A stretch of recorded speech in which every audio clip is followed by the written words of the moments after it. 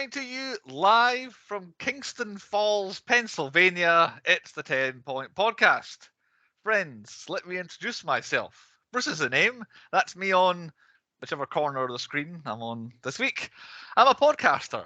I have a story to tell. Yeah, I know. Who hasn't got a podcast? Well, nobody's got a podcast like this one. Nobody. My co-hosts on the podcast this week come with some simple rules. First, don't give him any water, not even to drink. It's Chris. I can't think of anything the Gremlins say.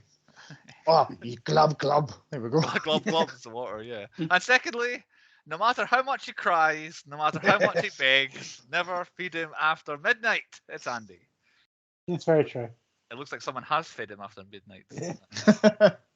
Are you going to introduce everybody on the video version to your guest, Andy, or are we just going to let it go on stage? This is my awesome statue that, sadly, the guy passed away and made these, but he used to make these life-size gremlins, and they're pretty epic. It's definitely life size, yeah. Oh, they're huge. And this one comes with beers. It comes with beers. And I'm sure he normally holds his beer. He can't hold his little beers. He's got two, one for either hand, so he stone colds it. He's stone cold stripe. So this has pride of place in your living room, Andy, does it? Yeah, I've got that. I've got a Gizmo with from Gremlins 2 where he gets his little cotton wool and thingies it. Oh, and then I've got Stripe as a proper Gremlin as well. So yeah, cool. he can go away now because he's really heavy. He looks very heavy. Yes, we are the 10 Point Podcast while Andy resets his living room in the background. Everybody destroys his laptop. Yeah. 10pointpodcast.com, that's where you find us. We are a podcast, we review films and we do reviews on our other ones and essentially short form reviews by the table as well. You can find us anywhere that you get podcasts. Spotify is my preferred option where you can get video versions of all the podcasts there. Video versions, the 10 Point broadcast is over on YouTube as well. You can see Stripe, the aforementioned Stripe. If you're listening on the podcast, go over to YouTube. You can see him. And now we're Caroline. And then Andy's back outside singing for some spare change. 10pointpodcast.com, where you can find links to everything like that. But yeah, just Google 10 Point Podcast. You'll find something one way or another. I've already advertised. And not the 11 Point Podcast. Not Chris's parents. Threatening to start his own podcast last week off podcast. But that's it. Normally I do other bits and bobs here, but we can just crack on with point number 1 on the 10 Point Podcast. What is the point? The point is the 1984 horror fantasy comedy Gremlins, brought to us by Warner Brothers Pictures, who we've done a million times before. The Shining, Little Shop of Horrors, Batman Returns, Falling Down, Demolition Man, Batman Begins, The Prestige, Rock and Roller, Beautiful Creatures, Edge of Tomorrow, all Warner Brothers Pictures that we have done, and by Amblin Entertainment, because I just cannot escape Steven Spielberg with all my picks recently. Things like The Goonies, Jurassic Park, Casper, and Minority Report. No, Casper, that was a good podcast. Yeah, a long time ago was Casper. That was our first spectacular way back in Scariest film we've done yet, apparently. 2020, I think. It was written by Gremlins, Chris Columbus, not the one who found America, but the one who wrote Gremlins. He wrote The Goonies, so we have featured his writing before. That was the other one. I knew there was another Chris Columbus film we'd done. He directed Home Alone 1 and 2, which is something I've kind of forgotten. He also directed Mrs Doubtfire and directed Harry Potter 1 and 2, the 2 films. And has been a producer on a whole bunch of Harry Potter films since and a whole bunch of other films as well. Old Chris Columbus, directed by Gremlins. Joe Dante, I think it's Dante. He directed The Howling just before this, which I think came up on the podcast, if not last week before. He directed both Gremlins 1 and 2. The film Inner Space. We've covered him before because he did The Burbs. There's your weekly Burbs shout out for Joe Dante. And also directed Small Soldiers. So the kind of, I guess, family kind of comedy films. I guess The Howling might stand out there, but that's his sort of forte.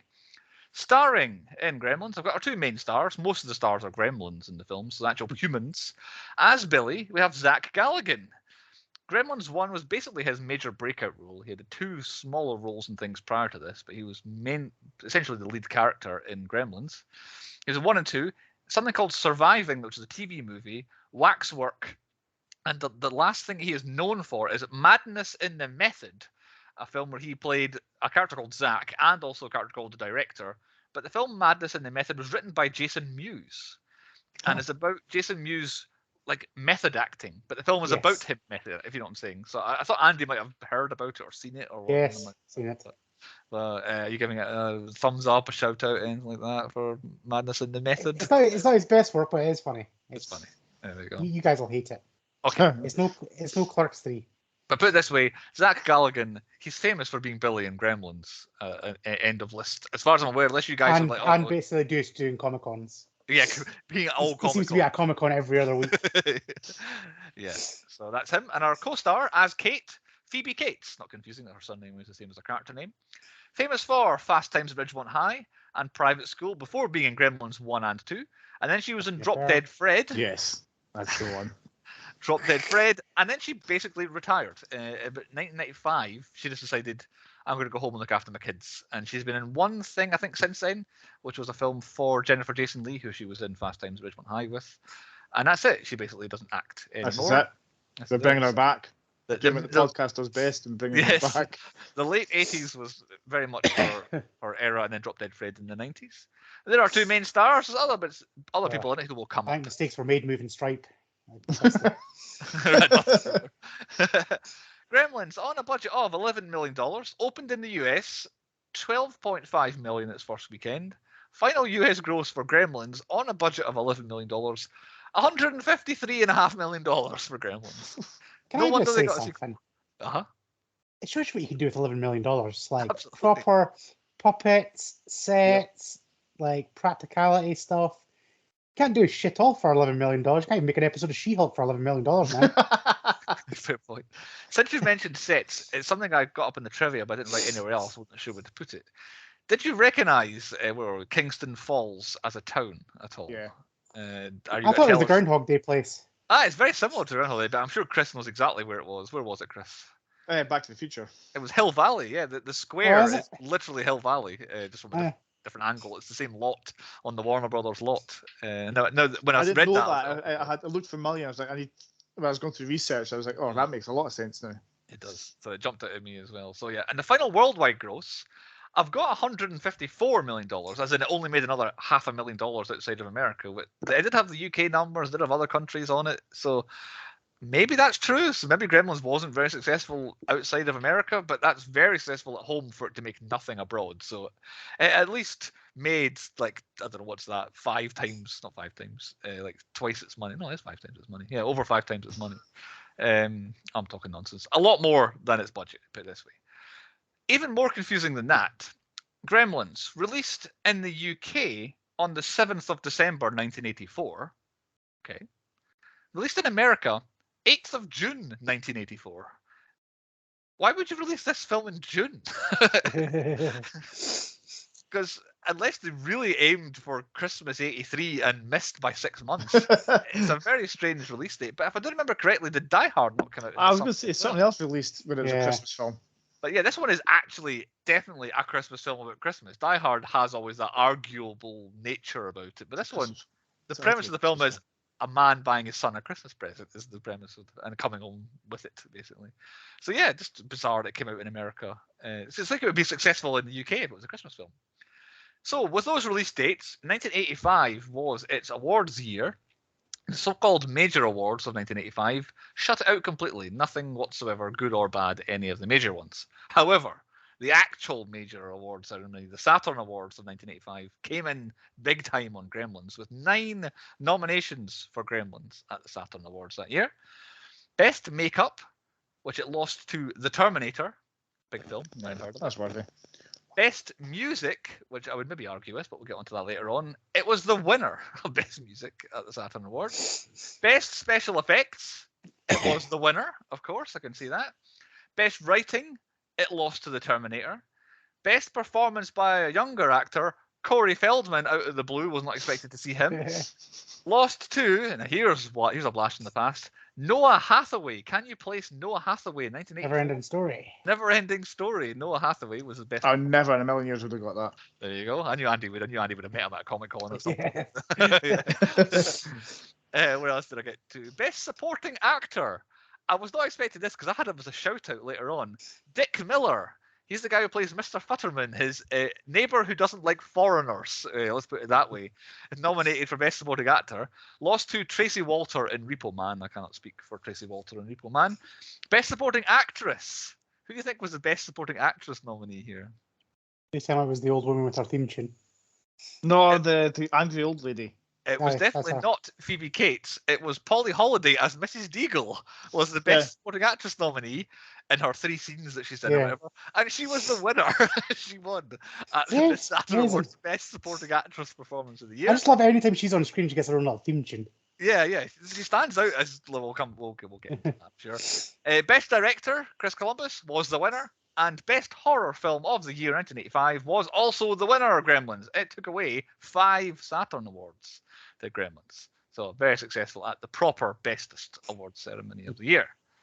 What is the film about, I hear you asking? Well, trusty old Nick. Yeah, Jolly he's old Saint back. Nick is here with a synopsis for us. This is what happens in Gremlins, or at least what it's about. In search of the perfect Christmas present for Billy, his teenage son, Randall Peltzer comes up with a Mogwai. But this otherwise sweet and furry pet companion comes with a warning. Should its unwise owner break the 3 fundamental guidelines of owning such a unique creature, all hell will break loose. Of course, Billy disregards the strict rules, and as the once adorable animal spawns terrifying minuscule critters, the suburban haven of Kingston Falls is under siege. Now there is no turning back, and destruction is at hand. Is there an escape from this endless Yuletide nightmare and the horrible menace of the Gremlins? Yes, he said the thing. I would argue with some of the next synopsis, but having me say the sentence, the 3 fundamental guidelines of owning such a unique creature is unnecessarily wordy, Nick. Who picked Gremlins? It was me, but Andy was also going to pick it next week, so we can maybe both speak about it. Why did I pick it? I picked it because I wanted to do a Christmas film, and then The Shining got taken, and I thought, well, this is kind of a horror film. I'll move this up. Andy, do you want to say why you might have wanted to pick it? I was going to pick it because it's going to be part of my Christmas, like start of my Christmas thing, and it fits perfectly into my theme that nobody's guessed yet. Which we don't know. I feel like I'm closer to Chris's theme than yours, Andy. I'm not sure. Had we seen it before? Chris, had you seen it before? Oh, yeah. Yeah, I'm assuming Andy had. A couple of times. I think at most once I've seen it. I am Gremlins 2 is me. Like I'm fully Gremlins. I'm the same. I like if I get a choice between them. Around. No, see, if I get the choice, it'll be Gremlins 2. It's like I'll watch that one, and I'll come to this. There's a lot of Gremlins 2 in this. I forgot. I actually forgot how much there was. Too.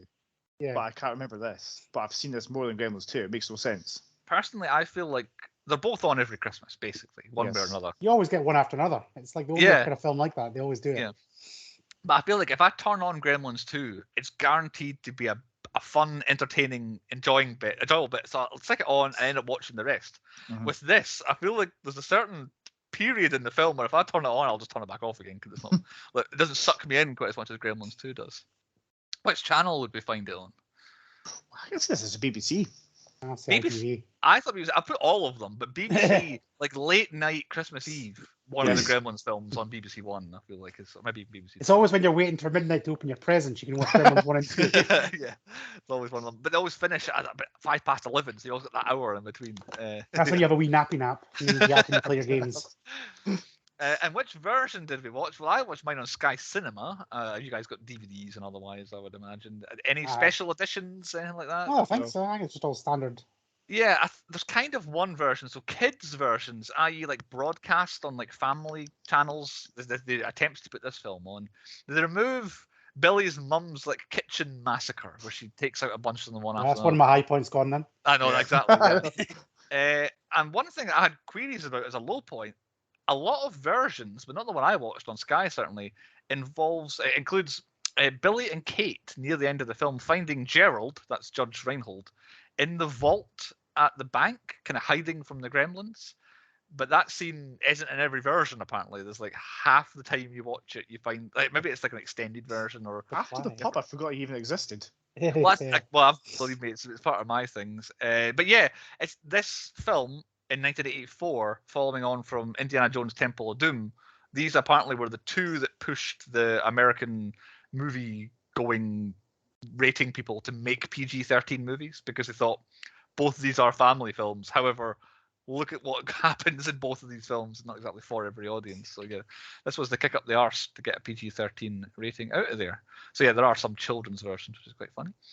On to point 2 then. High points. What we thought the best bits and things were.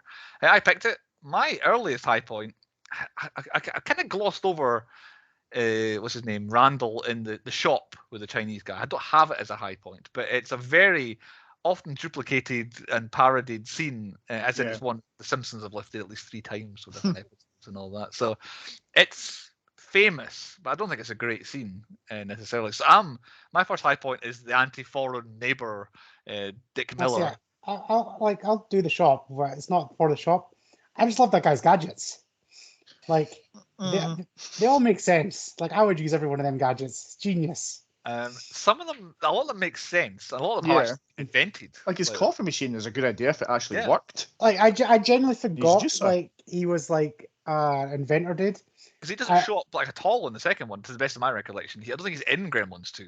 No, I guess. So I think he's a little bit, but yeah, just because it's a high-tech building, it's just like, I can always presume that he did it. But no, just like little things that he's done, like it makes perfect sense.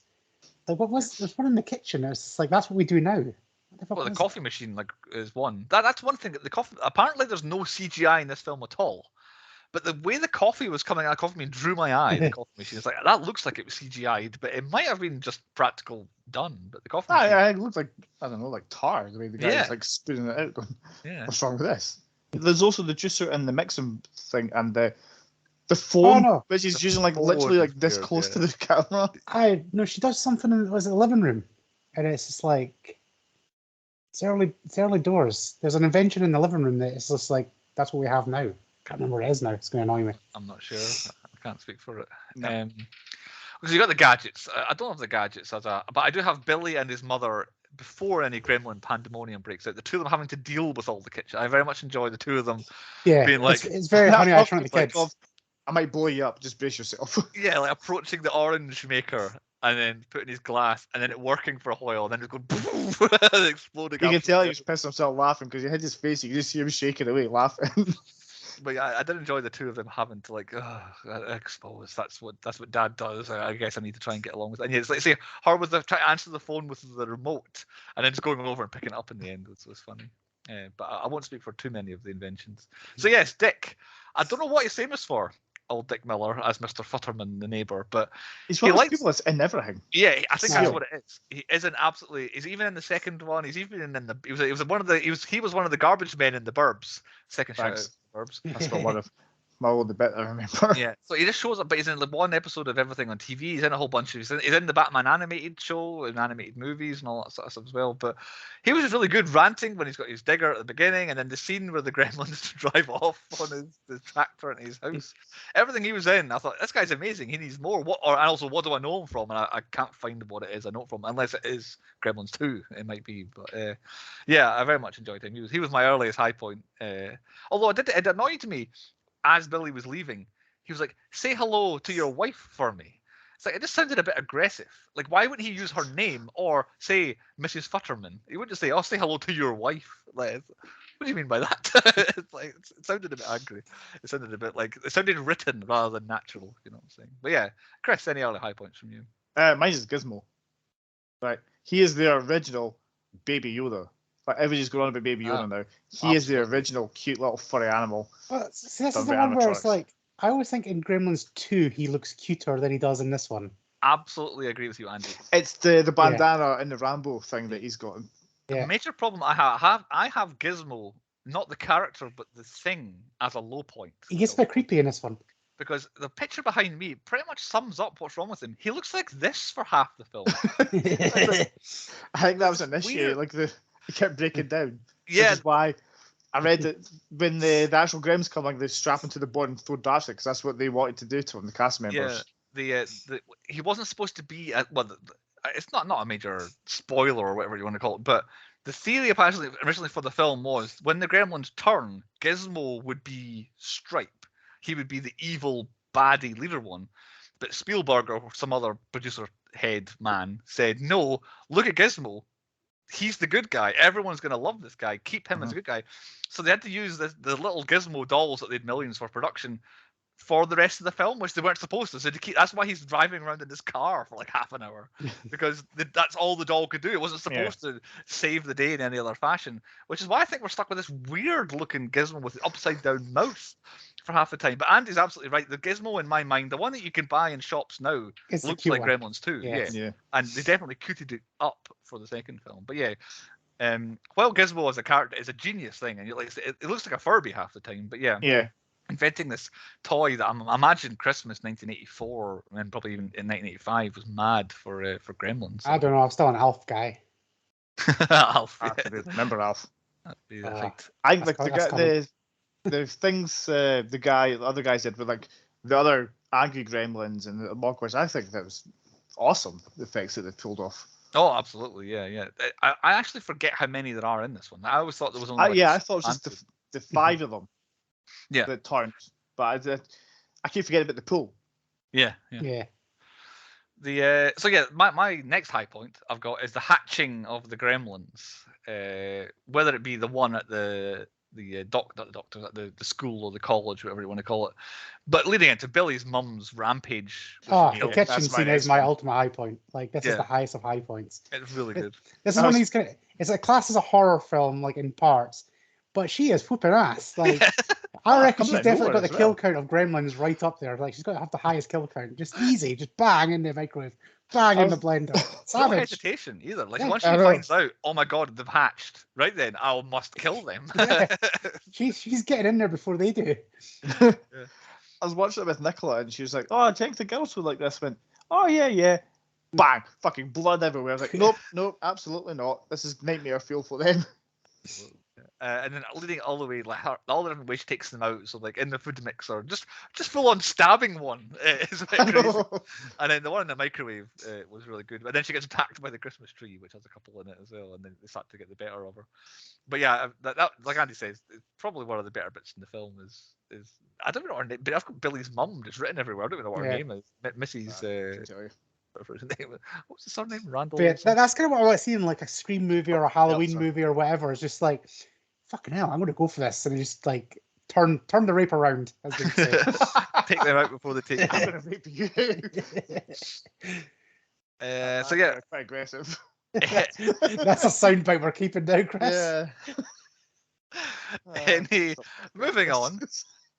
I'll go with my next high point while you guys recover from that, which is actually the Gremlins when they kidnap Mr. Futterman's tractor and drive it into his house. I was not actually expecting them to actually wreck the house. I thought they would just drive off in it.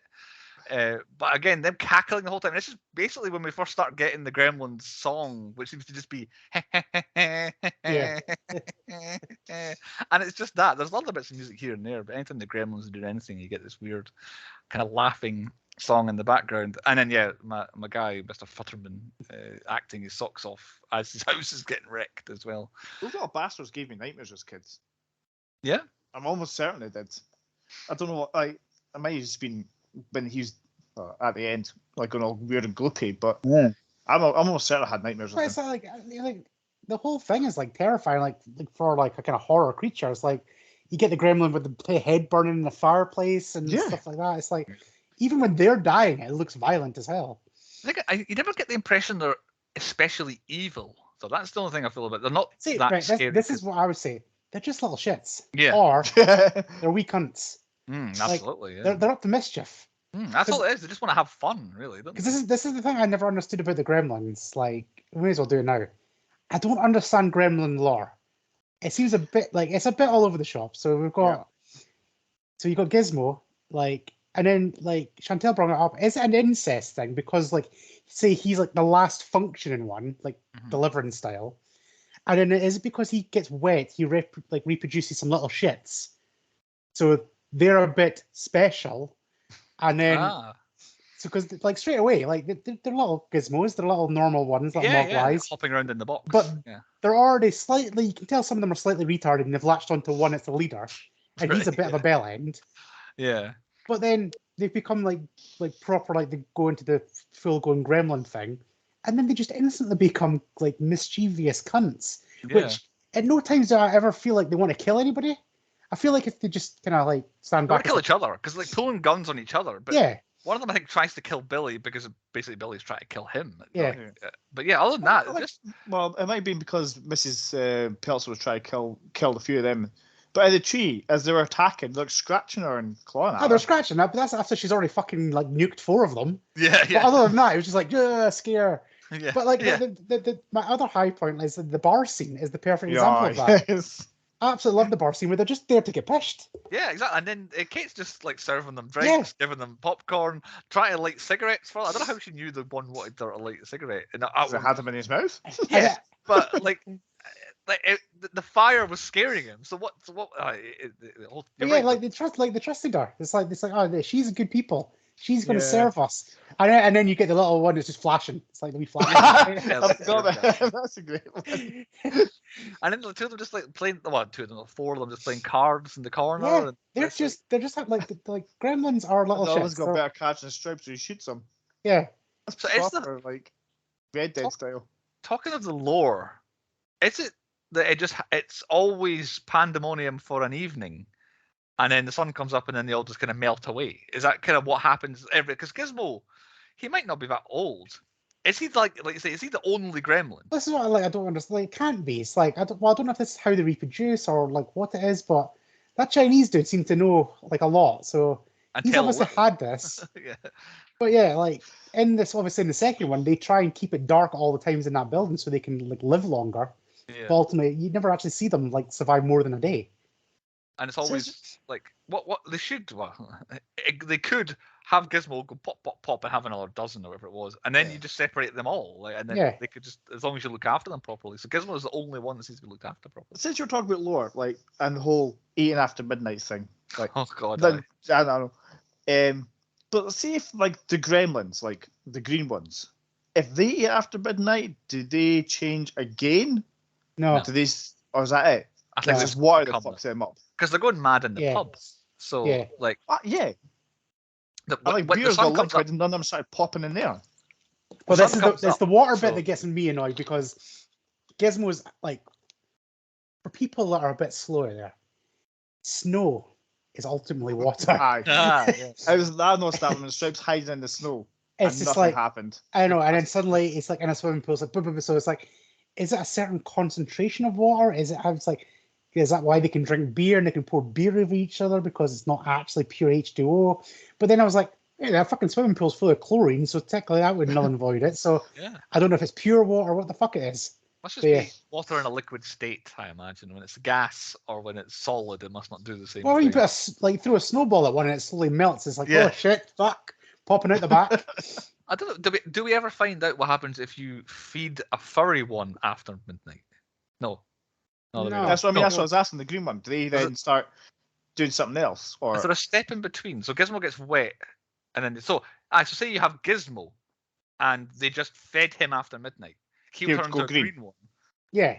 And then if he didn't get touched by water, he would just be a mad green one just forever. Yes. And then that's it. The Gremlins are last. So it looks like you would have Gremlins, but you wouldn't have Mogwais. Yeah. So therefore, eventually, all of them would be caught in the sun. And because it also seems like there isn't any female ones, like you say, the reproduction of them seems to have ceased. All seem to be males. Because I remember specifically there's a female one in the second. That's because of science. Yeah, exactly. So yeah, if Gizmo was to eat after midnight, all Gremlins would be gone eventually. They would just get sunlighted away at some point. So there you go, Gremlin lore. But we're still confused. The biggest flaw in all of Gremlins is when is it not after midnight after it being after midnight? Yeah. When does the clock never say when the clock restarts again? And why about daylight savings like in the UK? Like I know Americans don't have that all the time, but that would fuck it right up for a Gremlin, wouldn't it? Yeah, I don't imagine if you're flying over like the Atlantic and the time zones are changing. Fuck, I can't feed you now. When can I feed you? Well, I had to go from China to America at some point. So at some point it's So does he go and like? Does he know? Does he reset? He's got a little magnet inside him. He knows the time zones. Yeah. So yeah. All these tell him it's not 12 o'clock yet. Okay, another high point. I've got Mrs. Deagle's high-speed stair lift. I was gonna say, like the chaos, like the Gremlins cause, like around the town is brilliant, but especially to Mrs. Deagle. I forgot about that every time. That little music tune, I'll put that as a high point. I do like her little theme tune, that random, obnoxious kind of trumpety piano song that makes no sense.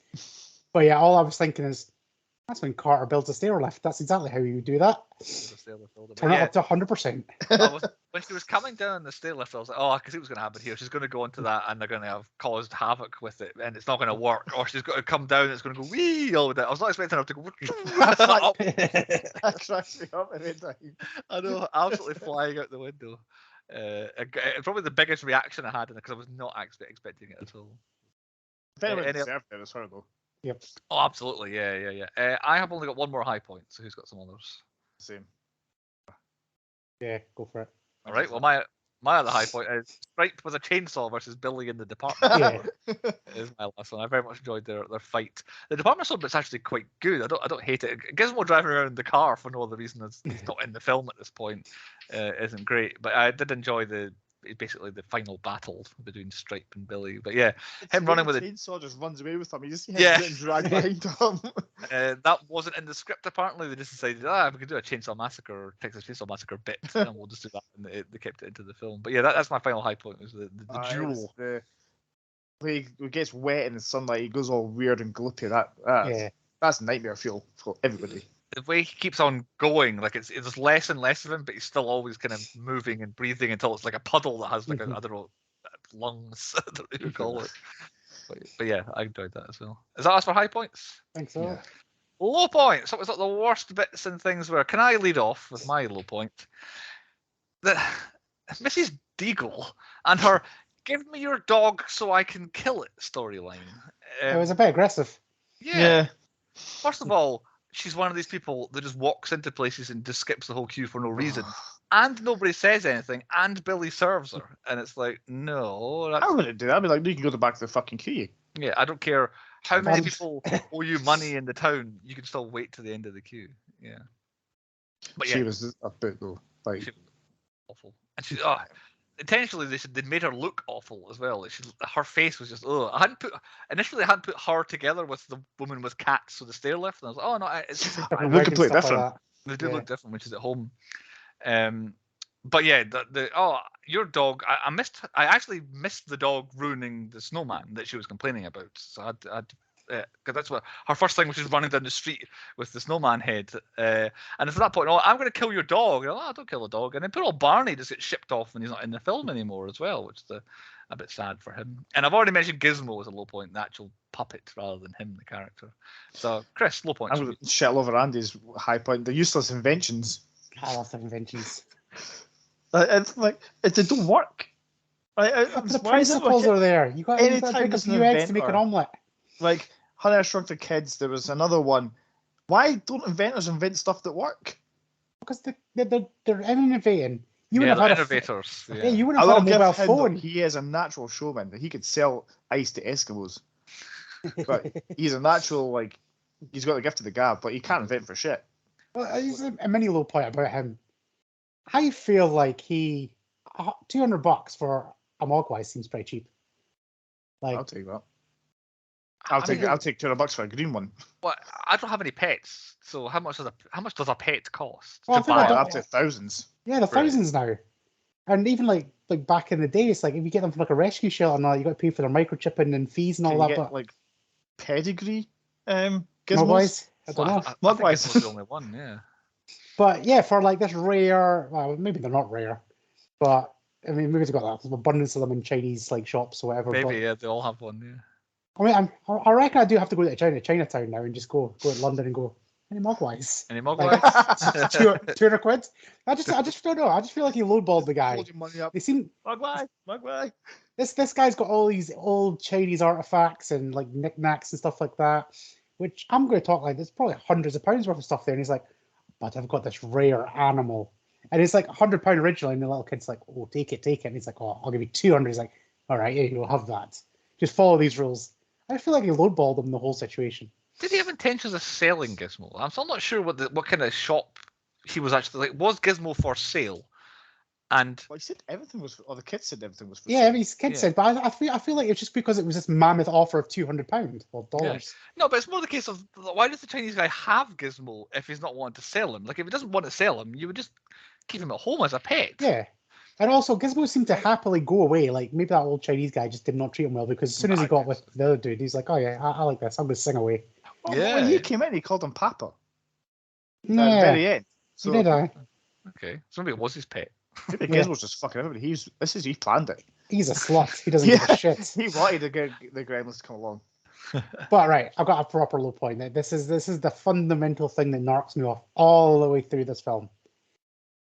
Zach Galligan and Judge Reinhold, they seem way too fucking old for being teenagers. Like, wait, is Judge Reinhold meant to be a teenager? Well, he's 20. I think he says he's 22.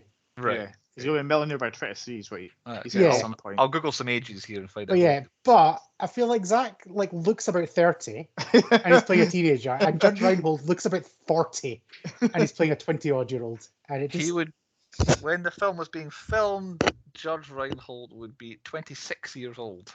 See, he looks like in his 30s, and it's this classic 80s look about people when they're meant to be teenagers. Mm-hmm. Like, I feel like we look younger. I know we're probably old farts to all these young people watching us on YouTube and stuff like that, but I feel like we look younger than them in this film at the moment. Oh yeah. I saw. Sorry, Zach Galligan was 19, so he actually was a teenager. But does not look it. I saw a video of something that happened, like a YouTube video, and it was like something preposterous, like 2002 or something like that. And it was like school kids, or not, it was young kids, like teenagers, like same sort of ages in the film here, young people, I would say. And even then, I was like, I was that age back then. Why does everyone look so old? Like, it seems to be people in the 50s always look ancient, and people in the 60s always look a bit older, a bit younger, and all that. It seems to be no matter how old you are, previous generations always look ancient, no matter how old they were. It's weird the way the human race is working like that. But you're right. I feel every part of 34, and I work in a shop. There's kids coming into the shop who look older than me, but they're like 15, 16. They're like absolute giants with fucking full-grown beards. But the age fundamentally works, but to me they just don't look. Oh, However, Judge way too old, yeah. But what does annoy me, right, is the presents that Zach's got at his fireplace. He's like a nutcracker and stuff that falls. It's like he's 19-year-old. Okay, at least his dad's finally got him like a Mogwai. That seems like a pretty cool gift. However, if I'm like 19-year-old, this is just speaking as me. If my mum got me like a newborn puppy at 19, I feel like that's a kind of thing that I should have when I was like 8 or 9 or 10. Yeah. Or like it's not a Christmas present. Just give you here's a new dog for you. Yeah, a young person who's like, basically you've just left school and you can go be and do whatever you want to do. Here, have this animal you've got to care for. Yeah. It's like, can I just have an Xbox, please? It's got rules that you need to abide by, otherwise it'll be doomed as well. It's like, the present given, but there's a scene where just before one of them gets chucked in the fireplace, like the stocking gets cut down, which I'm presuming is his stocking, but yeah, it's literally it's like chestnuts, a nutcracker, and a remote control like wind up. The robot thing, yeah. Yeah. So this is a 19-year-old boy that's getting that as a present. It could be one of his old toys that they've put in there to make it move. That's the only thing I can think of. But why would you like a 19-year-old They were playing little games on the table, like a small little arcade machine, weren't they? Yeah. I'd have one of them when I was 19 if I wasn't. But I don't know. It just felt like it seemed like they were like trying to like get for like a 10, 12-year-old kind of Macaulay Culkin style, and then they end up with Zach, so they end up making him a teenager. Yeah. But they were like, oh, we've got all these presents. Fuck it. We'll use them anyway. But no, the age thing was one of my major low points in this film. It just seemed off. He's equal parts a child and a grown man, like the character of Bill. Child man. Yeah, child man. I'm not sure if it was a low point, but I had no idea where to put it, so I've put it here in my notes.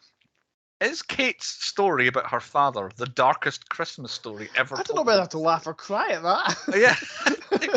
Is this a bit? Is this meant to be funny? It's like I feel like because obviously immediately as soon as someone mentions Christmas to Kate, she's like, "Why is everyone like it so much?" Some people might not like it. It's like, well, something horrible's happened to you in Christmas in the past, so I knew it was kind of coming. But then when she starts telling the story, I'm like, okay, so what's happened? So the dad must have died. And I'm like, no, he must not have come back again.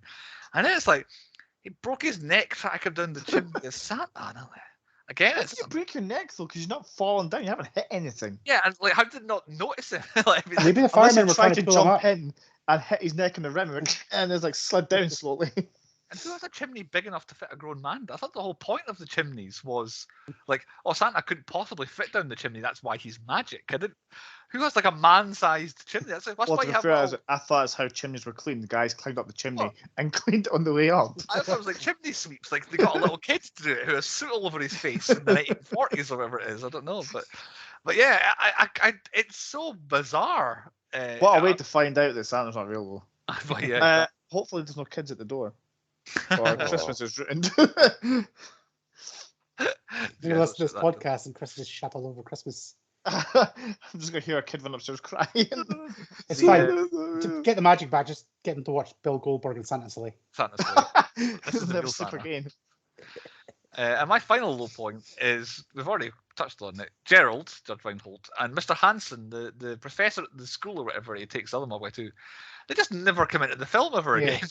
Like, they're in the first half hour or whatever, and Gerald has scenes, and Gerald is a character, and Mr. Hansen, no, he's helping the scientists try to work out what these Mogwai are, and then we just never see them again, and those parts of the stories never come up. Apparently Gerald comes back in the vault in the other version, but yeah, there's just so many just drop, and then even the old woman who's trying to kill the dog disappears. She disappears for half the film just to get kind of come back with the seat. It's just random characters that weren't necessarily. Too many plates spinning. I had to like thin the herd a little bit.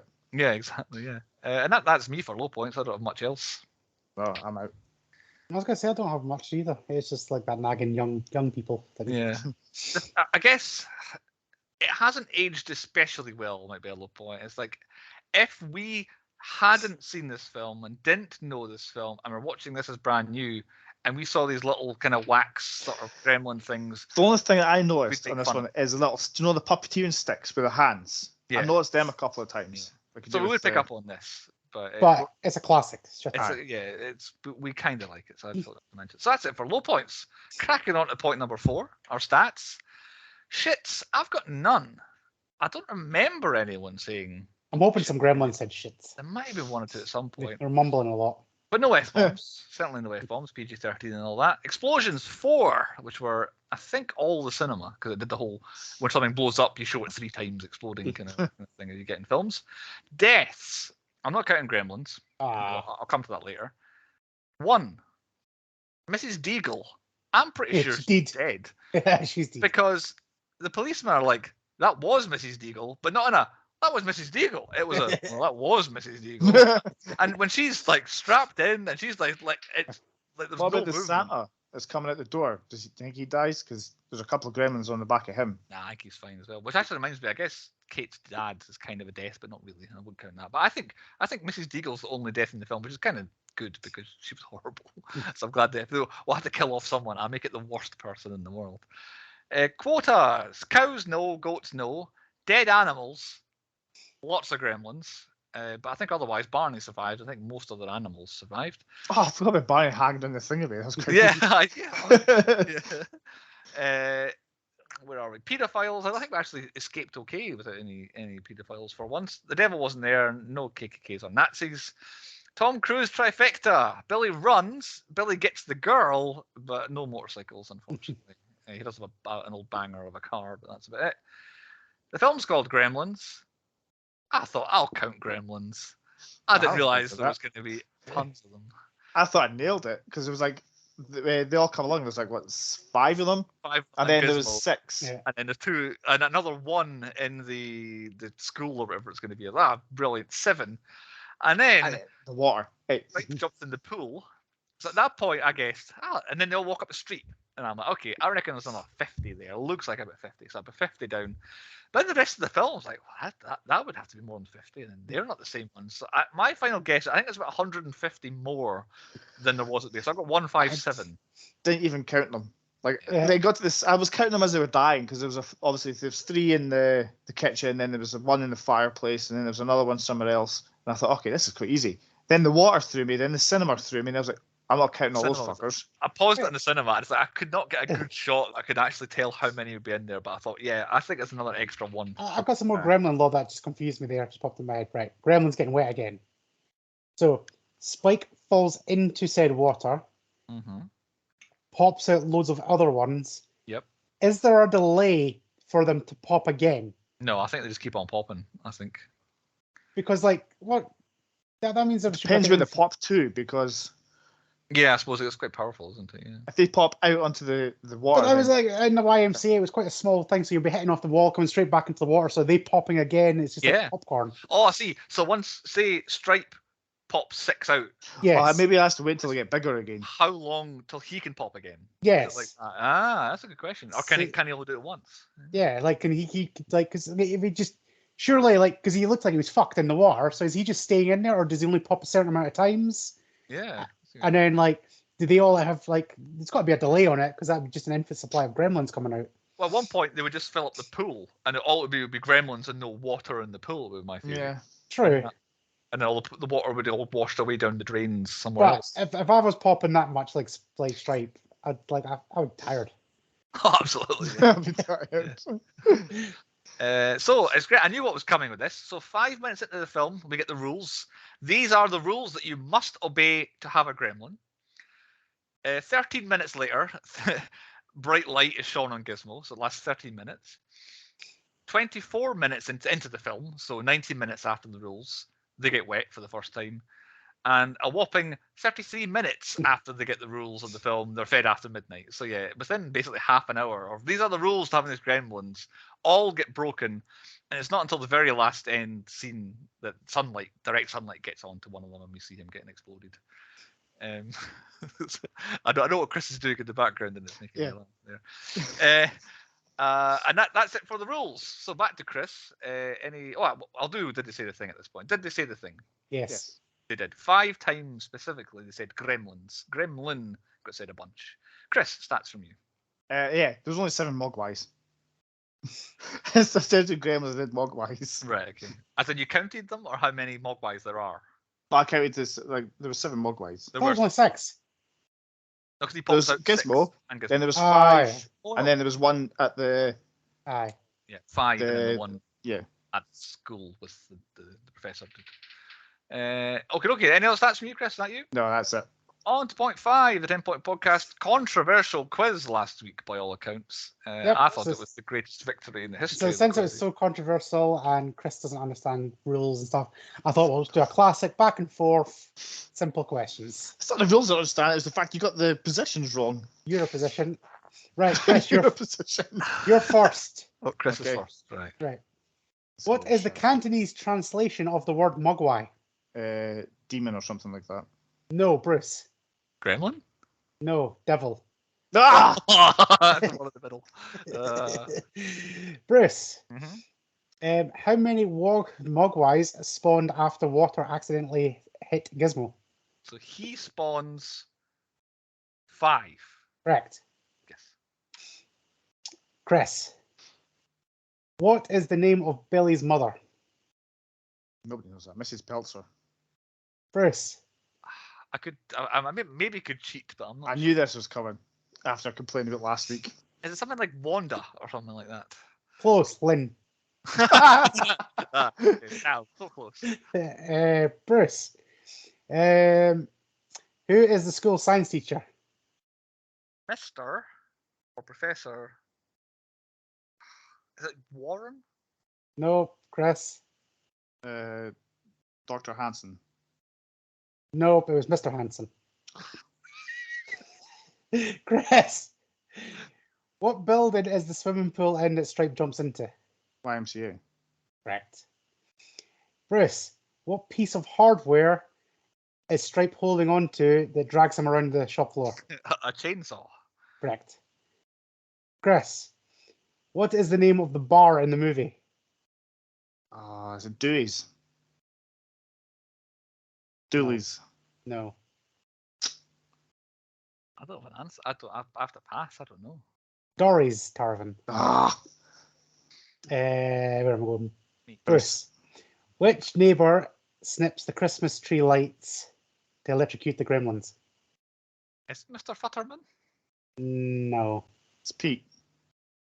Yes, it is Pete. It's Pete. Which one's Pete? There's a lot of kids. Corey Feldman. Chris. When Gizmo reverses his car into the shelf, what can be seen falling and hitting the floor? Is it balls? I need a bit more than that. Bruce. Basketball. Is it a basketball? Yeah, it's a basketball. Yes! You said you needed more than that, and you passed it on. You didn't give me a chance to give me more. Nope. Should I take the first answer? I needed more than that, is what he It said. was, yeah. It was basketball. You got 2 cracks at fucking Professor and Dr. Hansen. If basketball and tennis balls was my answer, I'll take basketball, so Chris gets a point. They're all fucking balls. You're a fucking ball. You're a ball bag. Fucking hell. What's the score, Bruce? Coming. I'm winning 3-2 currently. All right, we'll do 2 more to like Chris catch up here. Bruce, what is the name of the town? Oh, I've got it written down. Kingston Falls? It is Kingston Falls. Chris, read this to save some kind of dignity. What do you mean dignity? I fucking won this by fucking... What? To the nearest inch. How tall is a gremlin from head to toe when fully stretched out? 17.8 inches.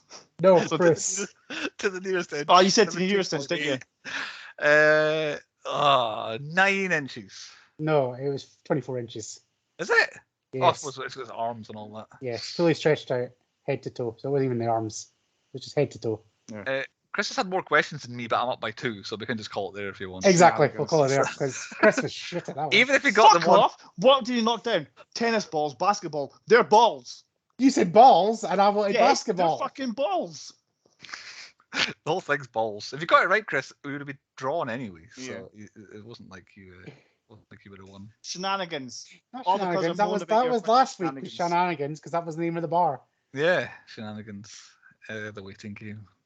Never be forgotten. On to point 6 on the pod. Thank you, Andy. On to the point 6 on the podcast. Thanks for that cheap win. Chris, time for your cheap win, the 10-point podcast universe. I thought there would be more, but there's only Corey Feldman, Pete, the wee guy you forgot about. He was in Goonies as Mouth. That ending, yeah. Yeah, but I'm just a victim here as well, Chris. I don't control the quiz. Just, I don't know. Anyway, he was in The Burbs as well as Ricky. And he was also the voice of Donatello on Teenage Mutant Ninja Turtles. He was, wasn't he? Yeah. Dick Miller was also in The Burbs as a garbage man. And as far as I can tell, that was it. Right. I didn't go through everybody. I have got another one. In his famous for on IMDb, Hoyt Axton, who plays Billy's dad, one of the things he's famous for is Forrest Gump. And I'm like, we've done Forrest Gump. Who the hell was he in Forrest Gump? There's a million people in Forrest Gump. I've been through the cast of Forrest Gump, and I cannot find him. And when it says famous for Forrest Gump, normally it says man, or it says director or producer. It doesn't say anything. So apparently Hoyt Axton is famous for Forrest Gump, but is in no way involved in Forrest Gump. So maybe I didn't see Forrest Gump when it popped up. So well, on IMDb they say he's famous for Forrest Gump. So unless he, I don't know, invented Forrest Gump, he's some way involved in Forrest Gump. Maybe, I don't know. So haven't we done Judge Reinhold? I thought that as well, but I went through it and there was nothing. Not that I can think. His name definitely came up in the podcast. So I feel like we've done Judge It could be because Beverly Hills Cop's coming out soon. We mentioned it then. Maybe. Well, not soon. It's in like a planned stage. I feel like we've talked about him and nominated him for something. So did I. I couldn't find him anything. I've watched Arrested Development. He's in that for an episode, and he's in Santa Claus. But yeah, no, I don't think so. I don't think we've done Judge. I just feel like he feels like he might have been in Last Action Hero. Maybe it's that. But, just walking about the background. Yeah, it had like one scene in that or something like that. But yeah, I've no others other than old Hoyt Axton, Chris. I can't argue with anymore. Okay. Have you recast us into the film though, Chris? I did. I put Andy as Stripe. I made us all Gremlins, by the way. Right, okay. Because even Stripe hates cinemas and walked out halfway through it. It was a shit film. I put I'm the Gremlin drinking straight from the tap, the beer tap, and he's getting fatter. So Bruce, you're the Gremlin that's playing the arcade machine. Yeah, definitely. I definitely thought I was the Gremlin. I went down the human route. Chris, family man, buying a gift for his son. You've got to be Randall Peltzer. I'm afraid, I'll accept that. So I was thinking about where me and Andy fit into this. And I was like, Andy and my relationship is quite similar to what the Chinese grandfather and grandson. Where Andy's like, no. And I have to go be like, So Andy's against the idea, but so I have to be the kind of nice person. So I'm the boy, and Andy's the grandfather that runs the Chinese shop. I would sell Mogwais though. Definitely, I'd be watering them bad boys at the back. Yeah, loads of water. We've got thousands of them. Thousands of them. Come and get them. 2 for £1. That sort of stuff. Yeah, Andy, have you done any recasting? No, because I feel like you can't really remake this film. And I was thinking, it's like, who do you put in that's currently acting? You put Chris Hemsworth in there, even your Ryan Reynolds. None of them work. They all feel weird. So I feel like it has to be an unknown actor. Yeah. Because the Gremlins are ultimately the stars. Yep. Unless you change all the Gremlins to, like, I don't know, Barney the dinosaurs, that'd be freaky as fuck. Or Teletubbies. You get a Teletubby wet and it turns evil. Fucking hell. I bet that film exists somewhere. I bet someone's. I'd imagine so. Yeah, some student art film is that. But yeah, if I'm going to recast it, it's just going to be some brand new unknown actor. Yeah. But you're right. You can't really remake. They would have to, and they are making a new Gremlins, but it's like Gremlins 3. You could just start Gremlins again. It has to be. Yeah. Making a new. He's really excited. I'm not sure. It's a similar kind of thing as this. It might be the relaunching of Phoebe Cates' acting career. I don't know, but we'll see. But yeah, they're making another one. And there's an animated thing coming out soon, I think. Yeah, I think they've done that. It's a cartoony thing from Netflix. Yeah. Anyway, so this film made me do my old references and homages and spoofs. That's because of that robot, isn't it? Yeah, well, that's one scene especially. So Raiders of the Lost Ark on the billboard, A Boy's Life, and then Watch the Skies is the other one. A Boy's Life, Watch the Skies are the two that are on the advertising outside the cinema. Watch the Skies was the original name for Close Encounters of the Third Kind, so Spielberg put that in there. A Christmas Carol and 101 Dalmatians, because the old miserly old Mrs Deagle is both those characters rolled up into one. Scrooge and Cruella De Vil rolled up into one. James Bond, because our main man Judge wants a martini shaken, not stirred, or whatever it was. He says something like that. It's maybe stirred, not shaken. It's the Wonderful Life. They're watching that on the telly. Billy has a Mad Max 2 Road Warrior poster, and I think one for The Howling. The Time Machine from the Time Machine film is in the convention in the background and actually travels through time. I don't know if you noticed that happened in the background as well. That's coming up later. It disappears. Forbidden Planet is a little robot that's on the phone with the cowboy hat on in the background in that scene as well. Flashdance, because there's a massive homage to Flashdance. Oh yeah. I guess in the bar, isn't it, with the Flashdance? Yeah. They go and watch Snow White and the Seven Dwarfs. There's a little Teddy of E.T. Texas Chainsaw Massacre, mentioned obviously with the chainsaw. And then the Evil Dead is the last gremlin dying, very, very Evil Dead kind of way at the very end. Could this film have come out in 1995? I thought absolutely it could. But then I had a wee look. Eventually we'll do Gremlins 2. It'll probably be in about 12 months' time. But it lost money when it came out in 1990. Gremlins 2 did. So this film probably couldn't have come out in 1995 because it have to be Gremlins 3. And Gremlins 2 lost money. Gremlins 3 would make money like 4 years later. So no, this could not have come out in 1995. Dead Man Walking. I had Mr. Hansen nailed on to be dead in this one here. We don't know for certain. He only got stabbed with what do you call it? Needle in his buttock that knocked him out.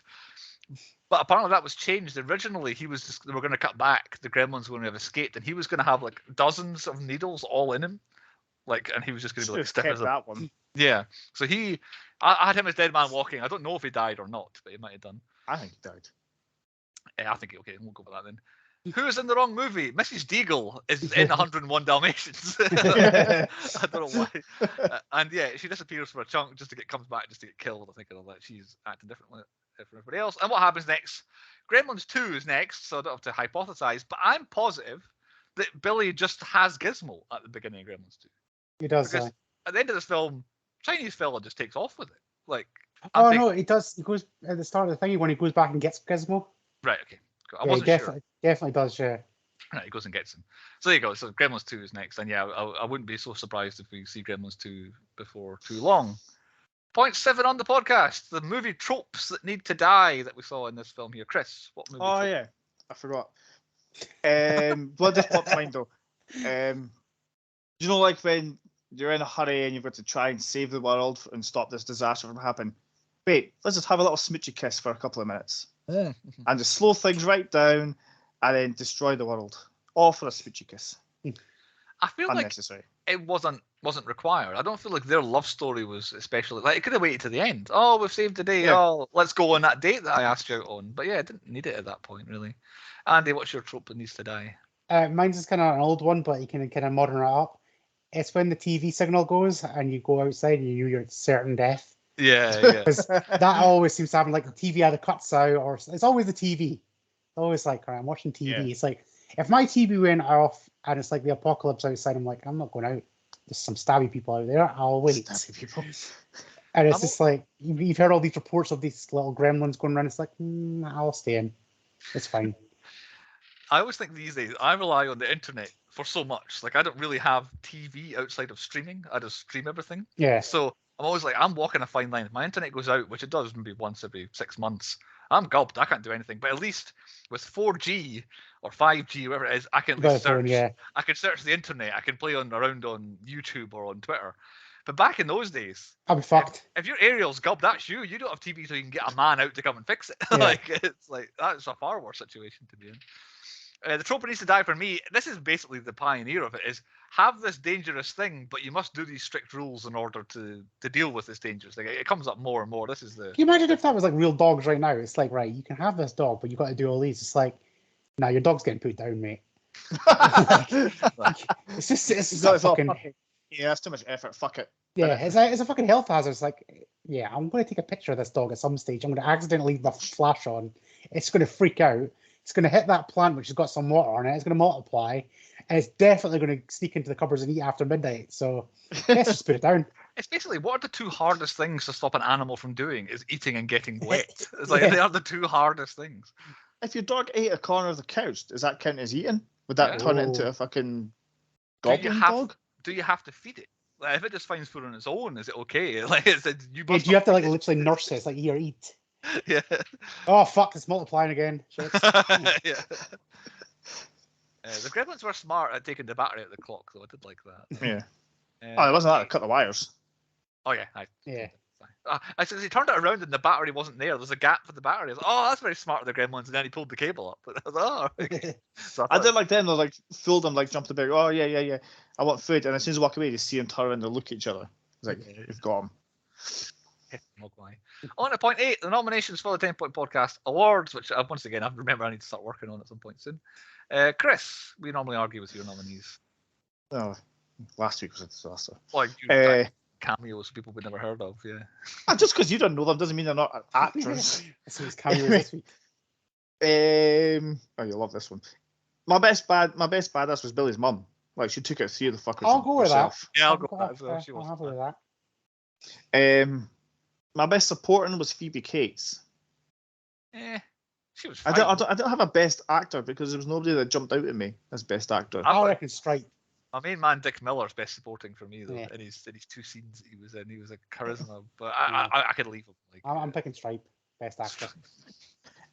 My biggest villain was Mrs Deagle. Yep. My best villain was Stripe. Did I have him? I think surely I had him. Who was best villain? Yeah, Stripe. Yeah. My best death was Mrs Deagle's. Yep. I nearly had the microwave gremlin, but I went for Mrs Deagle because I was actually I forgot to put. Oh, worst plan: taking your dog into work with you. Maybe I've got worst plan is the execution of blowing up the cinema. Like, I think there was a 1% chance of that working, and it worked. And I think that makes it a bad plan. It was the 1 in 100 that actually paid off. I'll release some gas. Don't breathe with your mouth. Cover your mouth. Don't breathe the gas. I was like, all right, well, I'll just breathe through my nose, and I'll be fine if I can breathe through my nose. I was like, all right, well, and then I'll light this bit of paper on fire. That'll act as like a fuse, and that'll it gets trapped at the door as well. It doesn't go actually underneath the door. Yeah, it'll be fine. It'll give us enough time to get out. I don't know how long this is going to take to burn, but when it gets to the end of this bit of paper, that'll be the perfect time to light all of it. And then we'll run out here kind of quickly, and we'll go that way. Oh no, we can't go that way, and they keep going all these different corridors, and we'll get out just in time for it to blow up, and that will definitely kill all of them. Like, that was a bad plan, I think. That one. Okay, I'll accept that one. My biggest jump scare was Stripe coming back for that one last scare. Yeah. because I thought that was it, and then he just jumps out, goes and falls. The skeleton version of him was. I really liked that. That model was awesome, and then the fact it kind of melts as well. I don't know what they made it out of. It was really good. The best special effects put the Gremlins. Yep. Yeah. As much as I kind of made fun of them earlier on, they're pretty good on the whole. My best cameo was the time machine from Time Machine. See, that's acceptable. That is acceptable. That's a cameo. Yeah, I'll take that. My most unexpected, my Danny John's Jewel, was Jonathan Banks. Yep. It was the laugh. I was like, I recognize that guy's voice. And then he started laughing. I was like, I know that guy's laugh. And it wasn't until I went through the history. I saw his name on the credits, and I was like, "Oh my god, Jonathan Banks is in this." I'm counting it as unexpected anyway. When he showed up, I was like, "Oh yeah, that's." I remember seeing his name, but I was surprised even seeing his name that was in the film. Never mind seeing him. I didn't even notice his name the first time. He doesn't look like him. Like I was like, "Oh my god, that's him there." It looks like a different guy. And it's also Danny John Jules, not Danny Jewel Johns, or whatever it was he said. I don't fucking know. DJJ, that'll do. DJJ. My Michael Pena award goes to Kate. Story of why she hates Christmas. Absolutely has to be. I think that's a favourite in the betting. I didn't know whether to laugh or cry at that. I know it's a sensational story. My best father figure is gonna be Billy's dad. I mean, kids. Yeah, he was pretty shit. I thought he was pretty. He was giving him fucking chestnuts for Christmas. Yeah. Yeah. Everybody's going poor. Everybody's selling their house because of Mrs Deagle. Then he spent fucking £200 on a Mogwai. Yeah, he's pretty fucking hazardous. May as well just bought some razor blades and ended it. Here's this dangerous dog thing to look after. I'm off to the time machine convention. Yeah. My worst cop was like the only two cops in the film. Yeah. I think Deputy best Fry song is worse though, because did you hear? He was hammered, and at one point it's like, okay, I'll drive, and the boss man is like, no, you can't drive. It's like, you're drunk. You always get to drive, or something like that. I'm the sheriff, or something like that. He shouts back. It was like, so I think Jonathan Banks as Deputy Fry is actually the worst cop. I didn't know his name, but I'll accept that one. The best song is the Gremlins song. Yeah, that one. My most pornographic is Phoebe Cates in The Fast Times at Ridgemont High. No, that's not this film. No, there's no pornographic thing. But anytime I see her, I just go back to that scene. My most annoying kid, it was going to be Pete, but then it's the little Chinese kid that actually sold Thingaby the... Yeah, he seemed too eager Mogwai. He went behind his grandpa's wishes and just like, I'm just going to sell it, that's about the money. Yeah. Corey Feldman's not that annoying. He's in the role of annoying little neighbour. Yeah, but he's alright. Yeah, I'll go with Chinese boy. That's me. Is that you? Now, what have you missed? Best animal, Barney the dog. Yeah. Best animal. I'd say Gizmo. Is he an animal? Well, I feel like best animal, we actually nominate animals rather than toy animals, you know what I'm saying? Best car chase, the Gremlins and the tractor. That might not get it. It wasn't much of a chase. Best I was going to say it's not a chase. I don't know. Well, they were chasing the couple into their house, if you want to go that way. Best character name, Gizmo, is a belter of a name. Yep. Of a character. Best death we've done. Best fight, Billy versus Stripe with his chainsaw is the best fight. That was it.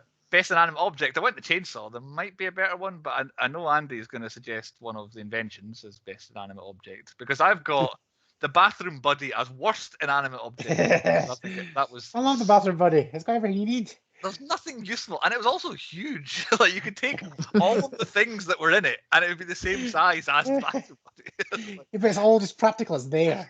Yeah, we just have them in a bag, like a toilet bag, maybe. I don't know.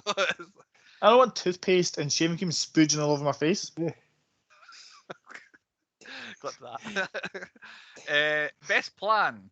It's getting light outside. We will die. Let's go to the movies. That's I like that as a plan from the Gremlins. No, best plan is the scene behind me where they do some carol singing to then cause a distraction to then make the stair lift go super fast. It was flawlessly, because I was like, look at these Gremlins. They're so nice. They're singing carols. They're being nice. And it's like, oh, wait there. This is just the ultimate distraction. What a plan. Very good. I can't argue with that. Best stunt, Zach Galligan getting hit by the baseballs. Because he took a proper flying bump backwards into some shelves and all that sort of stuff. Done that one, done those two. I don't have too many. Worst costume or hair. The Chinese grandpa's fake beard in both the shop and the final scene looked awful. It was full. You could see the glue where it was stuck on. Done the worst father figure. Worst food. Billy's mother was chopping up at least 3 onions when we first cut to her in the kitchen. It was just nothing but onion. Like, what do you need to make that needs 3 chopped up onions in it? Like, that's a onion soup. Oh, I mean, what, for 3 people? Like, how many portions was she making? So I'll go for do you know what the worst bit is? That chicken. It looked like it was raw. Yeah. So worst plan, blowing up the cinema, but also worst physics, blowing up the cinema. I don't know what we mean by physics, but that I still think it would have worked. So I'll nominate it for both. Worst special effects, the Gizmo puppets that look like they were a bit sad. They may be the worst special effects.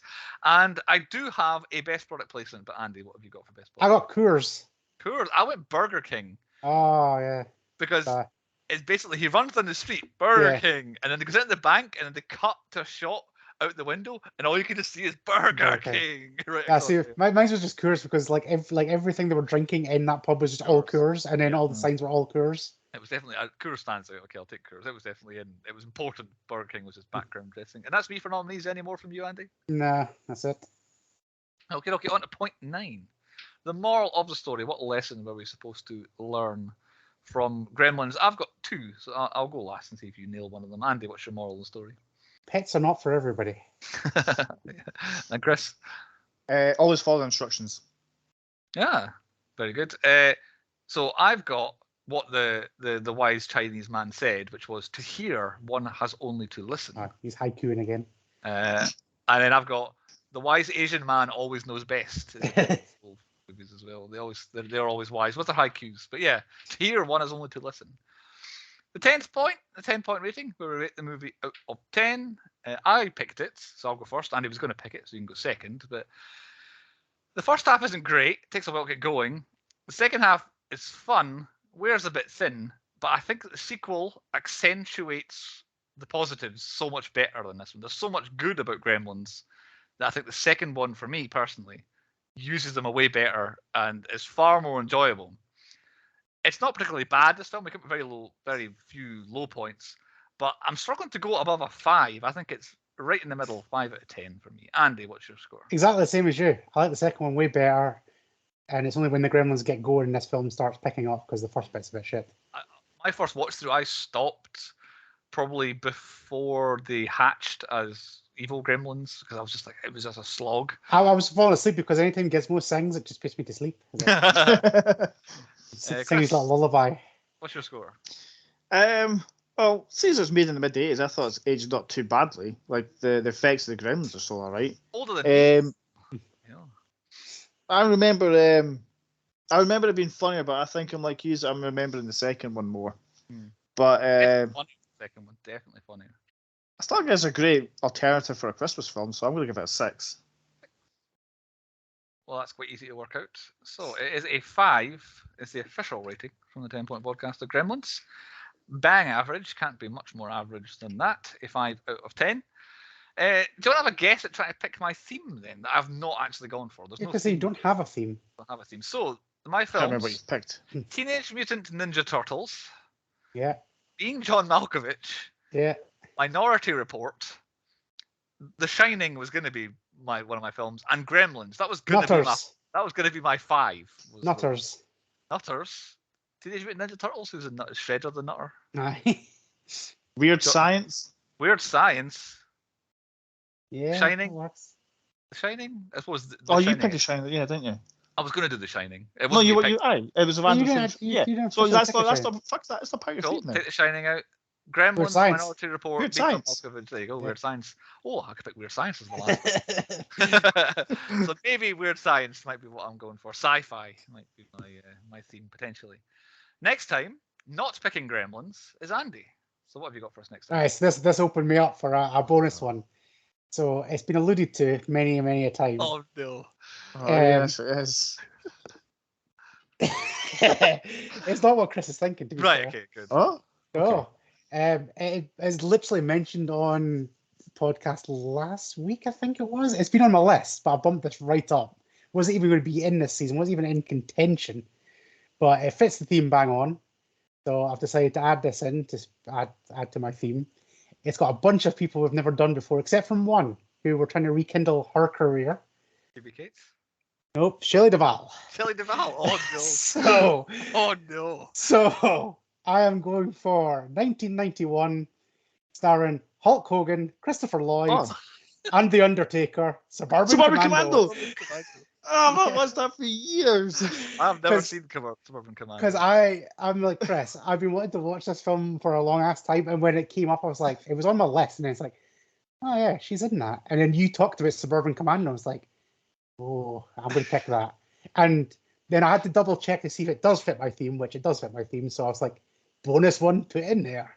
I thought you were going for Popeye when you said Shelley Duvall. Well, yeah, that's what I thought. Like, what else is she famous for? Is Popeye? Oh god. Well, you've got Undertaker, Christopher Lloyd, and Hulk Hogan. Do you know what? For years, I had no idea Undertaker was in that film until like it came up in like a wrestling program. I did not know until. You're in for a treat. There we go. So you all have 7 days to somehow find Suburban Commando. It might not be the easiest thing in the world to find. So Suburban Commando, that's the next film. And we'll see you all next time on the 10 Point Podcast.